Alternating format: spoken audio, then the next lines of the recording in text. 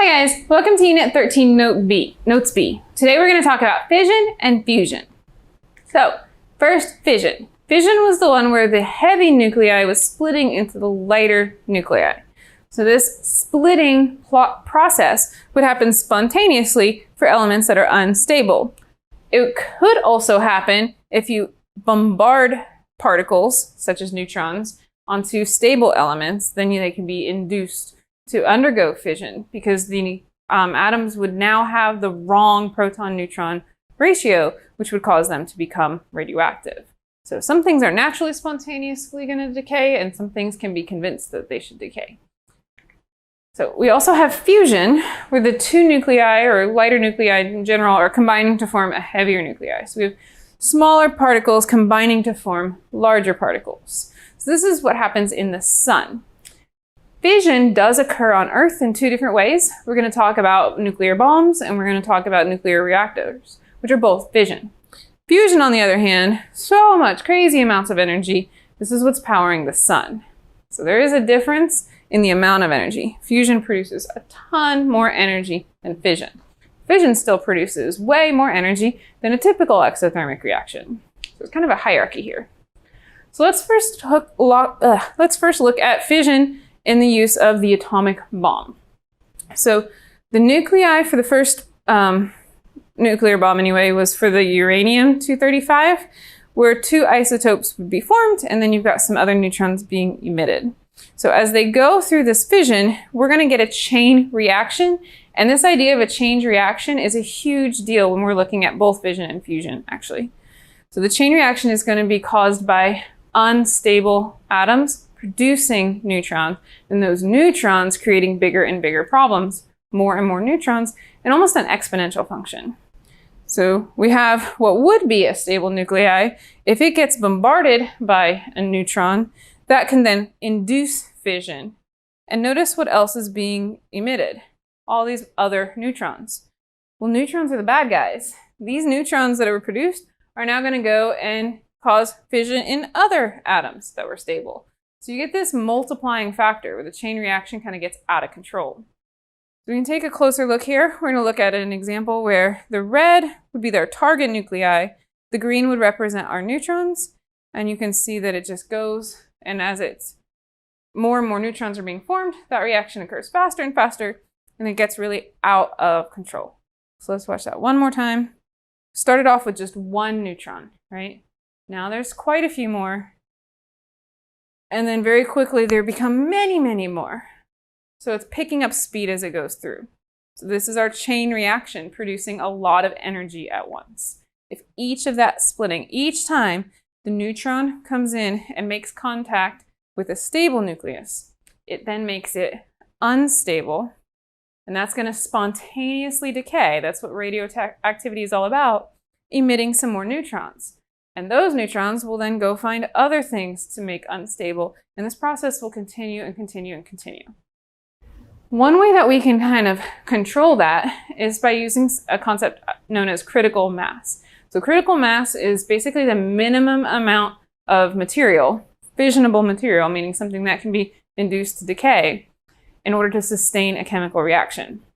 Not a chemical reaction, sorry, the chain reaction, the one that we were just looking at. So if I have not enough mass, then I'm going to prevent that chain reaction. Maybe the particles are too far apart. You're not going to get that chain reaction to continue at that exponential pace, and you're not going to be able to have this crazy out of control reaction. So the idea here is that you create areas in the bomb where you have subcritical mass, meaning there's not enough mass in either section on its own to create enough of a reaction to carry forward. But if we store it in two different pockets in the bomb, then we can kind of explode the insides of the bomb the old-fashioned way, TNT, and that's going to allow now the subcritical masses to combine. Naturally, by gravity, they would kind of fall down together, right? And then once we reach critical mass, then we can get that out of control chain reaction and get the giant nuclear explosion.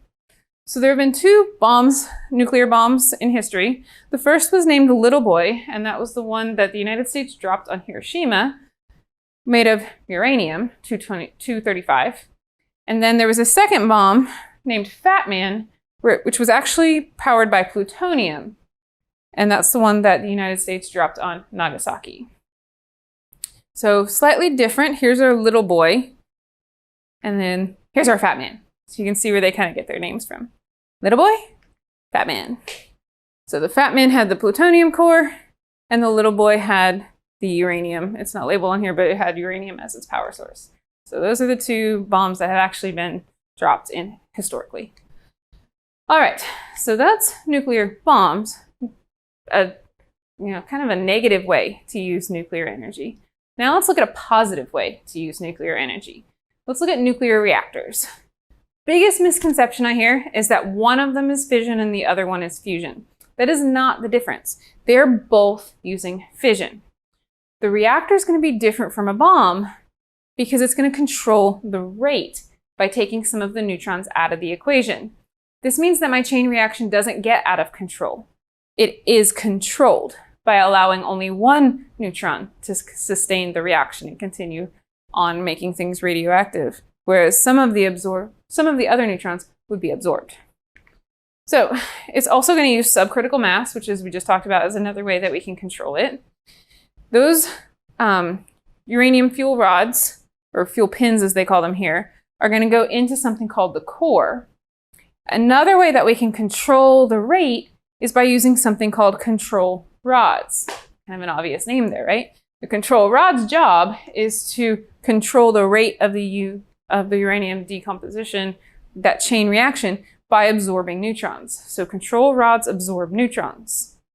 If I put in more control rods, that would mean absorbing more neutrons, and that would result in a slower reaction. I'm saying this backwards. So what I just described is the second point. Putting the more control rods in is going to decrease the fission, decrease the rate. Whereas if you pull control rods out, you're going to increase the fission, meaning the chain reaction is going to pick up speed. So we can control how much energy is being produced by controlling the control rods in the core. We just don't want to get too greedy and allow this chain reaction to get too out of control, because that's how nuclear meltdowns happen. So there's a safety feature now, and this was actually a result of a very famous meltdown known as Chernobyl.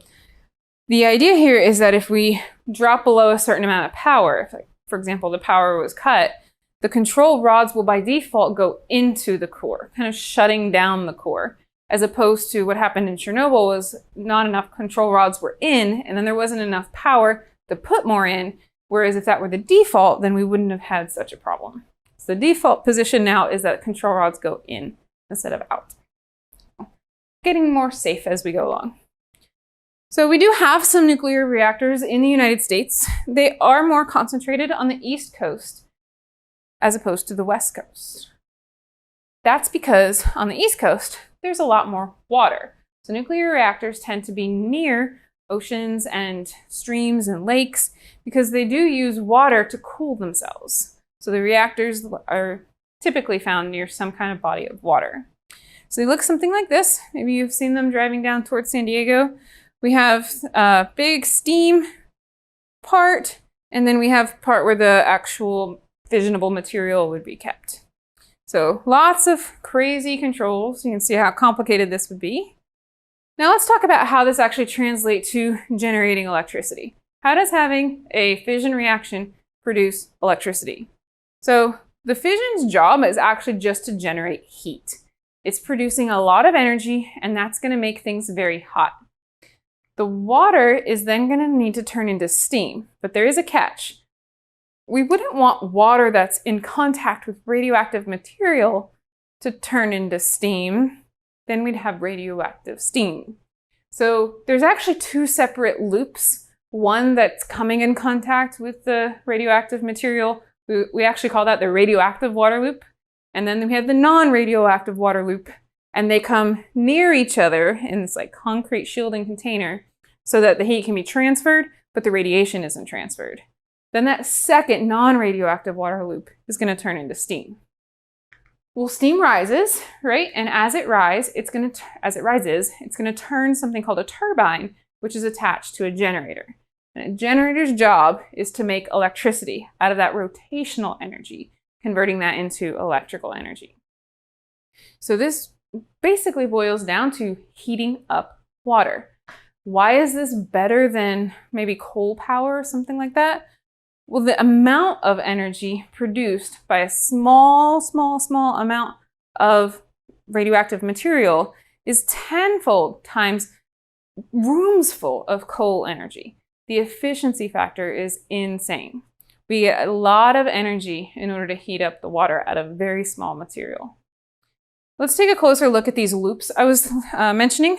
So the core is pictured over here on the left, and you can see both control rods and fuel rods into the core. That radioactive water loop needs to be pressurized so it doesn't turn into gas, and needs to be pumped so it's going through a circuit. There's a concrete shielding that's around my heat exchanger, and the heat exchanger's job is to let the water transfer heat energy but block the radiation. Then we're going to have the non-radioactive water loop over here, which is being pumped around so that the steam can then come in contact with the wheels of the turbine, allowing the generator then to do its job in creating electricity. So the main idea here is that you understand there are two separate sections. One where the water is getting hot because of the radiation, and then one where the water is turning into steam to run the turbine. So let's end this with pros and cons of nuclear energy. One of the biggest advantages of nuclear energy is that steam that was coming out of the top of the factory was not smoke. It wasn't full of like a carbon footprint, like it's not producing carbon dioxide or any kind of pollution in that sense. So the steam is just pure water vapor, which can go into the water cycle and not cause any negative side effects. The other thing is its efficiency, which I've mentioned a few times now, is bar none above and beyond any other form of energy that we have come up with so far today. The other thing is, it is so efficient. One could even argue that it's a renewable resource, because we're not going to run out of it before the sun burns out. Like, we have enough to last a really long time. Whereas fossil fuels, on the other hand, are slated to run out not that long from today. So when we run out of the fossil fuels, what are we going to do? And one of the answers could include using nuclear energy, since it produces so much energy. There are, of course, some drawbacks. For example, after the fuel rods are done producing efficient energy, they're still not safe. In the next set of notes, we're actually going to talk about something called half-life, which is going to explain how this radioactive material will always and forever be radioactive. So the waste needs to be handled very carefully.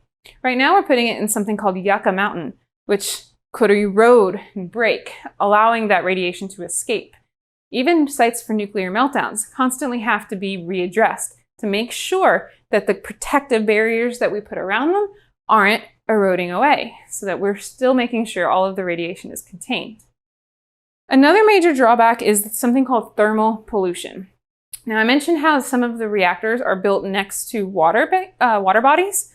So say we need to cool down the reactor and we pull in a huge amount of water. The water's got a very high specific heat and it's able to absorb a lot of energy. Well, then we put that hot water back out into the ecosystem. Now the organisms that were used to 25 degrees Celsius water are now exposed to 80 degrees Celsius water. Well, that's going to kill some organisms, and that has a way of working its way up the food chain. So we want to be careful about adding extra heat into an ecosystem and possibly killing off some of the creatures that would live there. The other negative side effect or negative possibility, the con for nuclear energy, is that some people have bad intentions. So it is possible for the fuel pins themselves to become hazardous due to intentional human behavior, possibly stealing the fuel or attacking one of the nuclear reactors themselves. So that could possibly, not just by mistake, but on purpose, create meltdowns. Something else that's not on here actually is that they do, by mistake, happen to melt down, not only due to human error, but also due to environmental conditions. Like Fukushima was due to a natural event. So we want to make sure that no matter how much we think we have control, we are taking precautions, because there are some cons to nuclear energies. Of course, also some pros. So that's going to do it for fission and fusion. Unit 13 notes C, the last one we have left, is going to talk about the half-life of nuclear materials. We'll see you there.